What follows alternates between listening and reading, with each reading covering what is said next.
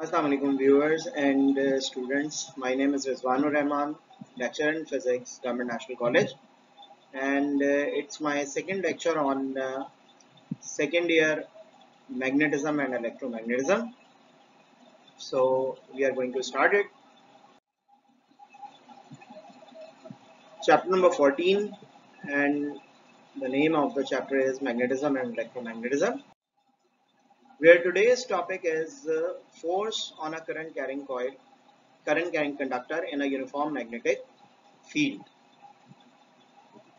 Last time हमने बात की थी force on a charge particle in a uniform magnetic field. तो जब एक चार्ज पार्टिकल एक मैग्नेटिक फील्ड से गुजरे तो उस पर फोर्स लगती है, और वो फोर्स हमने कैलकुलेट की थी QVB sin थीटा। जब एक चार्ज पार्टिकल किसी मैग्नेटिक फील्ड से गुजरता है तो उस पर फोर्स लगती है। तो जाहिर है जब एक stream of charge through a conductor pass होंगे तो जाहिर है उन सारे चार्जेस पर भी मैग्नेटिक फील्ड अपनी एक मैग्नेटिक फोर्स अप्लाई करेगी। वो मैग्नेटिक फोर्स हमने मालूम करनी है। ये एक कंडक्टर है जिसकी लेंथ L है और इसमें से I करंट पास हो रहा है।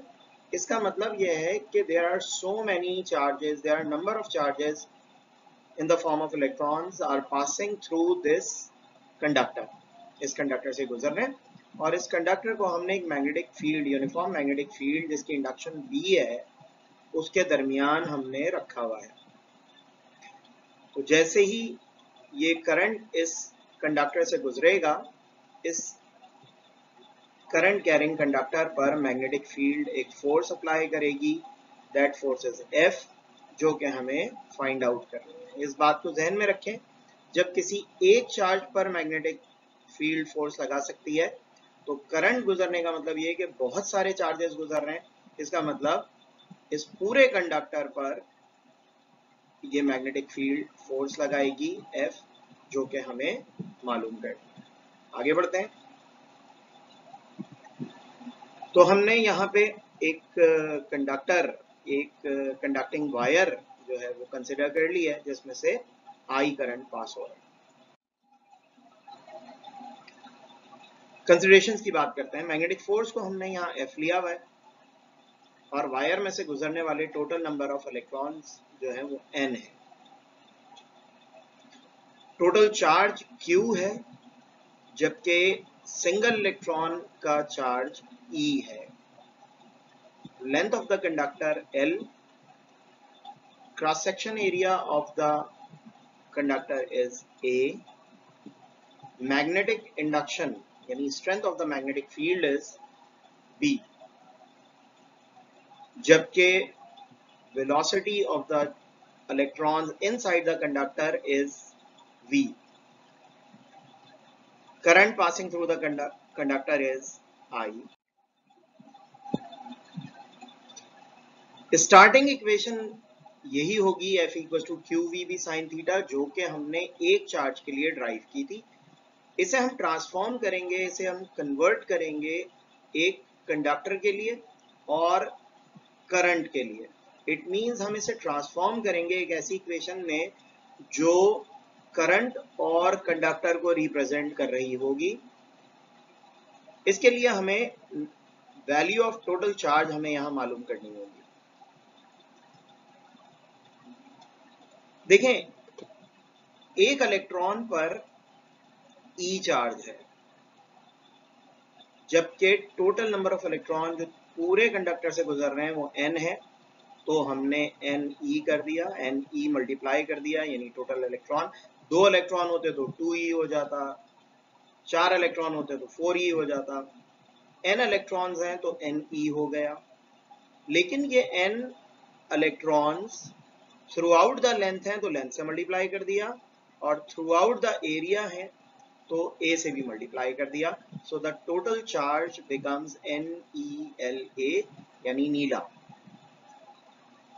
ये इक्वेशन 1 में प्लेस कर देंगे तो F equals to NELA BB sin theta हो जाएगा। ये V जो है वो वेलोसिटी है, और वेलोसिटी होती है distance upon time. Here the distance is L, यानी total distance covered by the charges is L, तो L डिवाइडेड बाय T हो जाएगा। तो हमने क्या किया, V की जगह L अपॉन T प्लेस कर दिया, तो ये हो जाएगा NELA dot L upon T B sine theta. इसे थोड़ा सा हम अरेंज करेंगे, अरेंज करने पर it becomes F equals to T जो है वो मैंने NELA यानी टोटल चार्ज के डिनोमिनेटर में कर दिया है, LB साइन थीटा अलग करके लिख दिया। क्योंकि ये टोटल चार्ज है डिवाइडेड बाय टाइम, तो charge divided by time current होता है। तो इसका मतलब इस पूरे फैक्टर की जगह NELA अपॉन T की जगह हम I इंट्रोड्यूस कर सकते हैं, अरेंज करेंगे, B पहले लिख दिया, I बाद में लिख दिया, L और साइन थीटा। आप ये देखें कि इस इक्वेशन में यहां पे L का मतलब है कंडक्टर, I मींस इस कंडक्टर से करंट गुजर रहा है, B मींस इस कंडक्टर को हमने एक मैग्नेटिक फील्ड में रखा हुआ है, sine theta, theta is representing the angle between length of the conductor and magnetic induction. तो इस तरह हमारे पास magnetic force on a current carrying conductor equals to B I L sine theta हो जाएगा। सो क्योंकि यहाँ साइन फैक्टर आ रहा है तो इसकी एक मैक्सिमम वैल्यू होगी और एक मिनिमम वैल्यू होगी। तो अगर लेंथ और मैग्नेटिक इंडक्शन परपेंडिकुलर होंगे तो मैक्सिमम फोर्स आएगी, साइन 91 हो जाएगा, सिर्फ F इक्वल्स टू बिल रह जाएगा। और मिनिमम फोर्स जब लेंथ और मैग्नेटिक इंडक्शन पैरेलल हो जाए, थीटा 0 हो जाए, तो साइन 0 0 हो जाएगा, सारी चीजें मल्टीप्लाई होके 0 हो जाएंगी आपके पास। So you will have F equals to 0 when magnetic induction and length are parallel. Conclusion ये है कि magnetic force on a current carrying conductor is directly proportional to the magnetic induction, strength of the magnetic field से directly proportional है, current passing through the conductor से directly proportional है, length of the conductor से directly proportional है, और sin of angle की value जितनी ज्यादा होगी force उतनी ज्यादा, और value जितनी कम होगी force उतनी कम होगी। इसी से हम फर्दर आगे मैग्नेटिक इंडक्शन को डिफाइन कर सकते हैं। मैग्नेटिक इंडक्शन ये magnetic force per unit length of a conductor place perpendicular in a magnetic field when a unit current passes through it is called magnetic induction. Means magnetic induction force है जब कोई conductor perpendicular to the magnetic field रखा जाए और उसकी unit length पर unit current गुजरने से जो फोर्स एक्सर्ट होगी, मैग्नेटिक फील्ड उस पर जो फोर्स लगाएगी, उस फोर्स को हम मैग्नेटिक इंडक्शन कहते हैं। It means magnetic induction represents a force. It represents a force when a unit current passes through the unit length of a conductor. ये एक वेक्टर क्वांटिटी है और एसआई सिस्टम में इसकी यूनिट टेस्ला है या वेबर पर मीटर स्क्वायर है। टेस्ला को हम डिफाइन कर सकते हैं